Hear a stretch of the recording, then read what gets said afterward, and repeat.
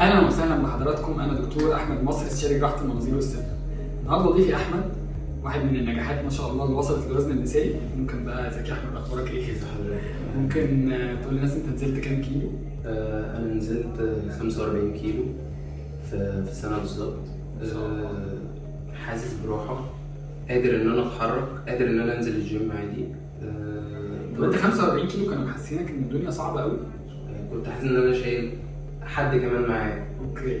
فدي كانت حاجه رعباني، ان انا 27 سنه مش قادر اتحرك، مش لاقي مقاسي في هدوم، مش عارف اركب مواصلات كويس، لان طبعا بتبقى حاجه صعبه ان انت حد مليان يركب مواصلات، فبتبقى مضايقه شويه. دلوقتي بقت الحاجات دي كلها سهله جدا. في اي حاجه ضايقتك في العمليه؟ لا لا لا طبعا، ده احسن قرار انا خدته بصراحه ان انا اعمل العمليه دي. طب لو عايز تقول للناس حاجه، تشجعهم ولا تقول لهم ايه؟ لا طبعا بشجعهم ان هم لازم يعملوها، دي حاجه حلوه جدا. في فرق فرق كبير. ما شاء الله عليك، ربنا يحفظك. انا مبسوط باللي انت عملته، واحنا قلنا التعليمات اللي هنحافظ بيها، لان احنا قلنا دايما ان نزول الوزن مش مجرد نزول، هو حفاظ ولايف ستايل لازم نمشي عليه. وانا عارف انك هتعمل كده باذن الله. ان شاء الله ان شاء الله ان شاء الله. باذن الله. شكرا.